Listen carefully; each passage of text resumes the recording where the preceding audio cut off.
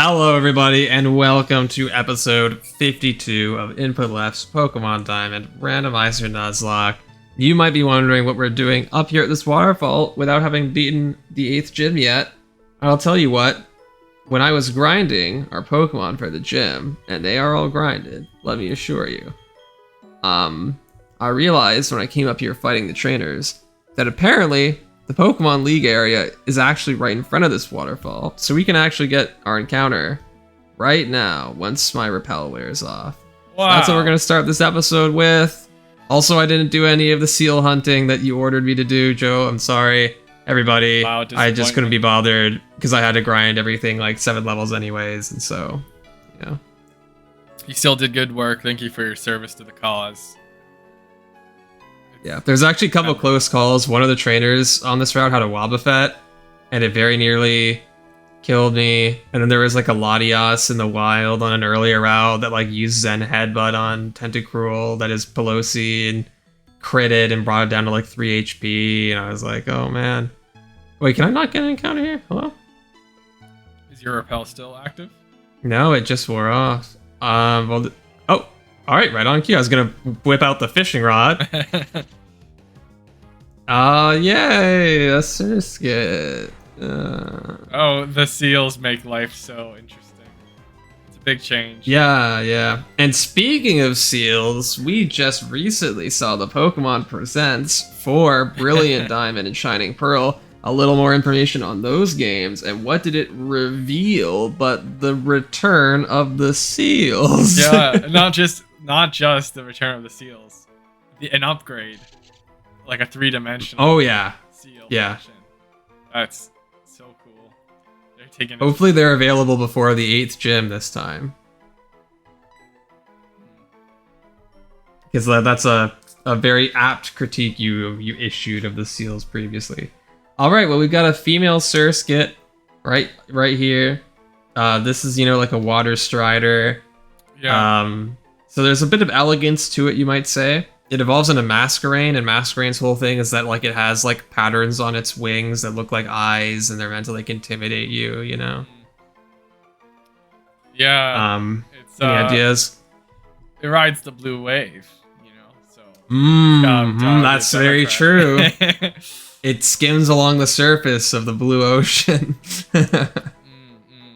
And also water, so you can think about, I'm thinking coastal or Hawaii or Hawaii. Okay. Do we have Stay with me. Do we have a Tulsi already? Yeah, we definitely used Tulsi for something already. I don't remember what exactly. Oh, we already used Gavin Newsom. Too bad we can't honor his it's also a female Surskit, Oh, yeah, but let's stick with the blue wave. Female politician that coasted in on the blue wave, Warren, and perhaps kind of an intimidating one as well. With the Masquerain connection there, you got any ideas? Elizabeth Warren, maybe. Well, isn't the blue wave the 2018 midterms? Well, I mean she may have benefited from them. I don't know if she was up for it. Okay. And who comes to mind for you? We could do Warren. No. Who comes to mind for you? Well, isn't that the election that, like, for instance, Cori Bush came into office in? We could use her. Probably, yeah. Okay, let's do it.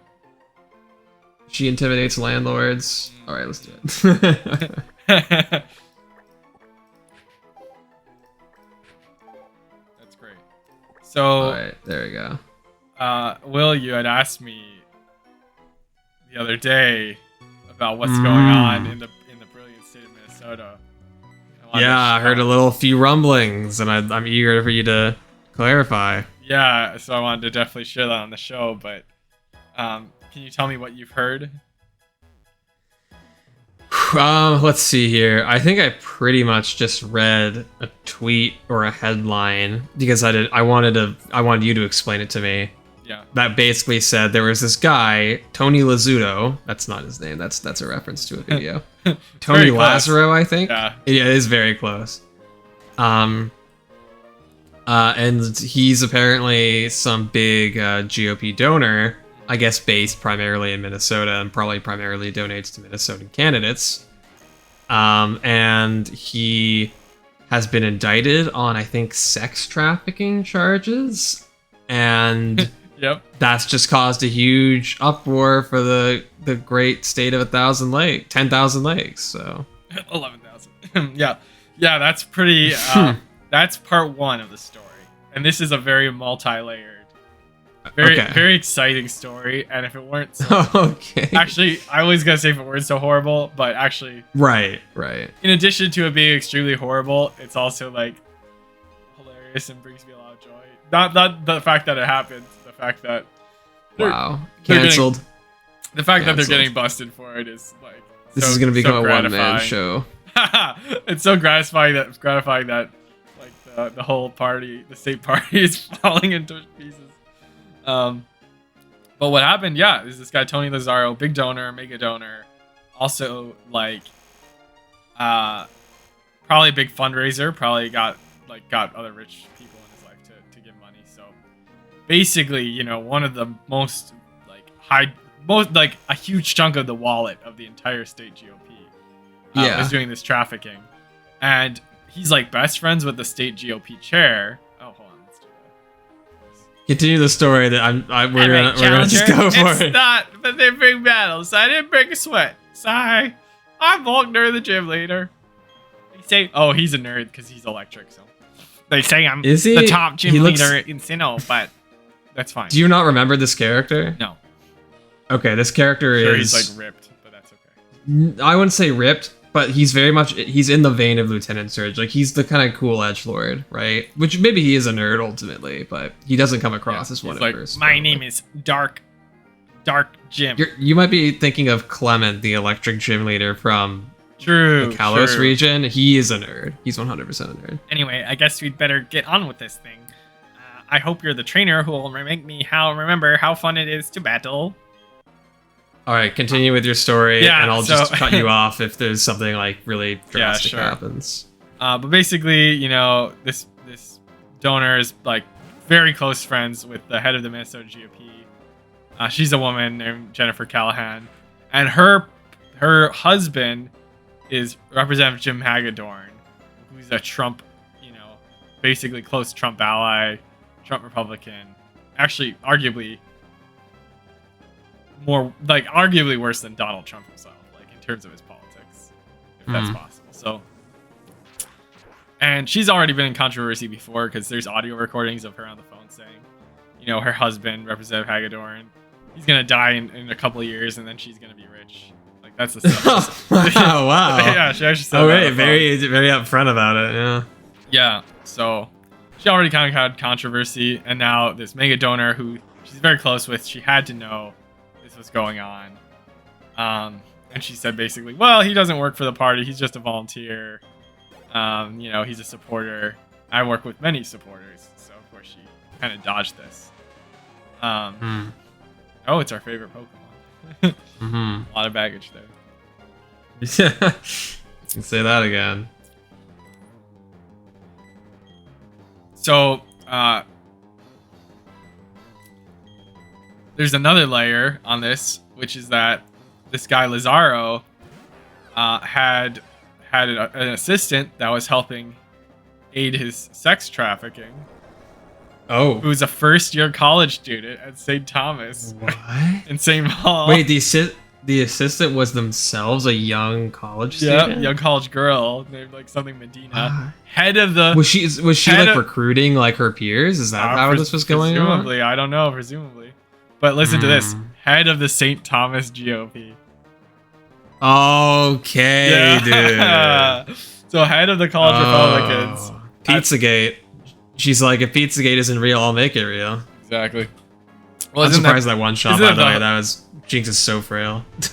That's the hilarity of all. Whenever this stuff comes up, like, there's so many more, like, pedophilia scandals with the Republican Party. Oh, yeah. And, like, trafficking. Not that there's none with the Democrats, but, like, they imagine so many more than there actually are at the Democrats. Like, meanwhile, the Republican Party's freaking teaming with them. Like, if the Q conspiracy was flipped, it would actually, like, be pretty arguable, you know? Yeah, possibly. On some level, at least. Like, maybe on the core belief, perhaps, but not the adrenochrome and such. Yeah, not element. the reptilian stuff. Sure. Right. Though Mitch McConnell is a turtle, so that doesn't help the case either. But so layer 2, so layer 1 was Tony Lazzaro, right? Big mega donor sex trafficking. That was layer 1. Layer 2 is, head of the college Republicans, this Cuban American girl helping the sex trafficking. Cuban, yeah, I think so. I don't want to tar everyone with the same brush, obviously, but it's just the we've talked that about Cuban it. Republican demographic is just I think Marco Rubio. Well, there's a third layer here. Okay. So Jen Callahan just finally stepped down. It was a 5-4 or something. It was a split vote. Like there was one deciding vote, and it was her, and she voted for her own resignation because she voted for herself to be given a 3-month severance of like $40,000. So she voted to give herself like a $40,000 severance check, and to step down, which is, I don't know, that seems like that breaks all rules of order. Like you cannot vote to give yourself. I don't know. It seems so wrong that you vote to give yourself severance. And so, but the fact it was a split vote is hilarious. That's how corrupt the party is. So she stepped down. She gets the money. Yeah, I mean, and the Republican Party in Minnesota has promised to donate all the money that they raised from him, and presumably to like the NRA. I don't know, but I mean, yeah, exactly. But donate them to their campaigns. Yeah, exactly. But they can't really do that because he's given more money than they even have on hand. Like I'm sure, they're bleeding out, and they could not afford to give all that. Like it would literally put them in the negative for their campaign. Yeah, this is what I heard is that like that the GOP, the Minnesota GOP, had been nebulously crippled by this, and it sounds like this is the reason why. Yep. So, I mean, even though I don't think they're gonna do their commitment to donate that money, still, like, this hurts them so much. They were already like suffered major losses, and they're kind of, I don't know, like, feels really good right now to be, progressive or DFL aligned in Minnesota. Yeah, I can imagine. I mean, obviously you're not happy that it happened. You're happy that justice is being served in some form for this person who is committing these awful crimes and also making the world a worse place on a macro scale while he was making it a worse place on a micro scale at the same time. That's what by the way, Volkner's team, it has been absolute dog shit so far. I'm so sorry. This is the first team where every Pokemon is forced fully evolved, I think, because they're all above the 45 level threshold, and they have just been trash after trash after trash. Well, they've also been. I was able to get to +6 Calm Mind with Mori here, and now I'm just sweeping. Well, they have a lot of single stage Pokemon, right? Exactly. They had a Volbeat. They had Unknown, which is like the worst possible Pokemon ever. They had Corsola, terrible. Like, I feel bad. I do. Yeah. Like, Azumarill's okay. Whatever the first thing they had was, Kingler is alright. Jinx is like, and everything else has just been terrible. Yeah. Yep. This is his trump card. Bye-bye. Too soon. Alright, well, I mean, I'm glad that you talked over this fight, because there is frankly not much to speak about. Like, honestly, most of the fight was me spamming Calm Mind on Corsola. All right, well, we're moving on to victory road, I guess. Things are looking really good for us actually winning this thing. Yeah, I mean, I'm still worried that the Elite Four champion gauntlet could be very nasty, because I think we got very lucky with Volkner's team. Like, this was a uniquely terrible team. Yeah. And there's no guarantee we'll get such terrible teams for them. But well, if even one of them like high rolls a strong set of Pokemon, it just dead ends us, Yeah, you only need to lose once to lose, And what I was going to mention as well is that Like, I actually thought there was a real chance that we could lose at least one Pokemon in this fight, because of the fact that they're all, like, fully evolved. Right. So, definitely a nice weight off the shoulders that it was so trivial. Yeah. All right. Do you basically proceed straight to the victory road? No. Yeah, because I already cleared out all the trainers between here and there when I was grinding. Oh, okay. So you're going straight to the Elite Four. Well, we have to go through Victory Road first. I have to go up the waterfall, right? You didn't do the Victory Road trainers. No, I wouldn't do that because that's content, first of all, and second of all, you need waterfall to even get to Victory Road, so you can't use waterfall or obtain it even, I think. So what's the Elite Four like level cap going into this? So I'm doing the level cap based on the highest level, I think, of the 4th Elite Four members Pokemon.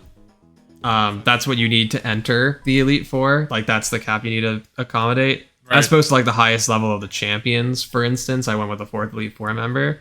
So that's 63, I believe, is our cap. Well, so Cynthia will have some Pokemon of a higher level than that. Yeah. But because we'll be earning experience fighting the Elite Four before her, we'll probably be, like, right around her level when we get to her, is my goal. Okay. Then this could be tough, for sure. Yeah. Alright. Wait, this little girl gives you the power to scale a waterfall? This is Jasmine, who is the 6th gym leader, the Steel-type gym leader from the Johto region, that is the 2nd generation of games. Never caught that. Yeah. One of many Generation 2 references in these games, which is why people speculated they were going to make Gold and Silver remakes in the Gen 4 engine, which, of course, they did. So I'm gonna get rid of Aqua Tail for Waterfall. I think it's like a strict upgrade, basically. Yeah. Like, it's a little bit less power, but guaranteed, like, it's 100 accuracy and it has the chance to flinch. Yeah. So I think I'm actually quite happy with that. Doesn't make sense to give it to Pelosi because Pelosi is a special attacker. Once we get to the Elite Four, can we remember to go to the move deleter and heart scale? Yes. Okay. I'm 100% intent on doing that. Okay, good. Because what we're gonna do is, like, once we get to the Pokemon League, I'm gonna have to repel here. Once we get to the Pokemon League, proper, like the building on the other side of the Victory Road, we can fly back there. And so what that means is the only HM we'll need to take on the Victory or take on the Elite Four at that point is Fly. So I will get rid of, like, everything except for Fly on Dragonite and give people, like, very good movesets, hopefully. Great. Okay. One thing I will note, though, before we go into Victory Road, is we're going to have to bring Defog with us, because there is a section with Fog, and I really don't want to have to deal with that, because it, like, reduces the accuracy of everything. You want to take out Articuno for that one? I might take out Articuno. I might give something Defog, because it's only going to be for the duration of Victory Road, and that might be better than, like, ruining our team, you know? Except it's only Comlas. I think I'm gonna get rid of Thunder Wave at this point for Defog. Are you gonna end up getting Thunder Wave back, do you think? Probably. There might be something else. Like, if we can get Dragon Dance on Kamala, I might go for that, right? But we'll see. Dragon Dance. Alright. So, yeah. I guess, let's talk a little bit more about that Pokemon Presents we just watched. So, first of all, has it changed your thoughts at all on Brilliant Diamond and Shining Pearl? I'll give my thoughts after. Yeah, I'm a little more excited for them. I was already definitely going to play it. Still definitely going to play it. I think it opened up the possibility that, I don't know, like, that they've changed slightly more of the game. I don't know. It's hard. I don't remember why I had that thought when I watched it. But, you know, I mean, it's not like it's on a 2D grid, like, so there's a lot of things that will be, like, time savers. I thought we saw a glimpse of, like, the surfing going faster. I'm not sure if that's... It is on a 2D grid, actually. No.